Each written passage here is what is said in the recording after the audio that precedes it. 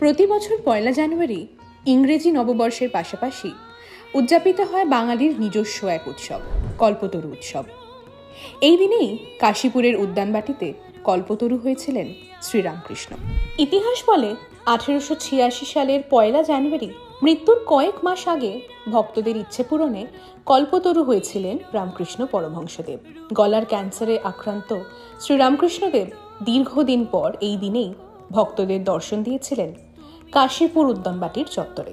প্রিয় শিষ্য গিরিশের হাত ধরে ভক্তদের মাঝে দাঁড়িয়ে মানুষকে জীবন দর্শন শিখিয়েছিলেন তিনি। সবাইকে মৃত্যুর অনিবার্যতা শিখিয়ে প্রস্তুত করেছিলেন নিজের মৃত্যুর জন্য।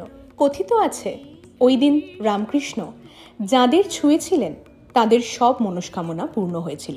তারপর থেকেই নিজেদের মনস্কামনা পূরণে কল্পতরু উৎসবে পুজো দিতে প্রতি বছর লক্ষ লক্ষ ভক্ত সমাগম হয় কাশীপুর উদ্যানবাটি এবং দক্ষিণেশ্বরে।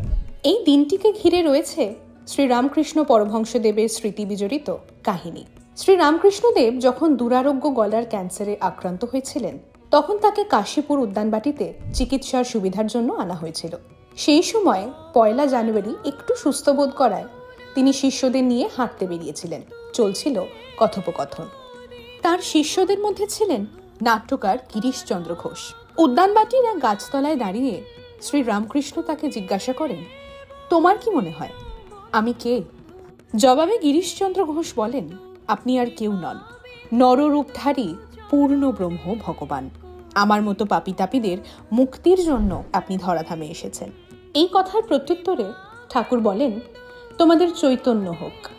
এরপরই তার ভক্তদের সেদিন চৈতন্য দান করেছিলেন শ্রীরামকৃষ্ণ। তার এক ভক্তের কথায় ঠাকুর তাদের চৈতন্য দান করা মাত্রই প্রত্যেকের মনেই ইচ্ছে পূরণের এক আশ্চর্য প্রতিফলন ঘটতে থাকে। এই ব্যাপারে ঘটনাস্থলে উপস্থিত রামকৃষ্ণদেবের শিষ্য রামচন্দ্র দত্ত দাবি করেছিলেন, শ্রীরামকৃষ্ণ সেদিন পুরাণে বর্ণিত কল্পতরুতে পরিণত হয়েছিলেন। পরমহংসদেবের ভক্ত শ্রী রামচন্দ্র দত্ত এই দিনটির নাম দেন কল্পতরু দিবস। সেই থেকেই কাশীপুরের উদ্যানবাটিতে ইংরেজি নববর্ষের দিন পালিত হয়ে আসছে কল্পতরু উৎসব।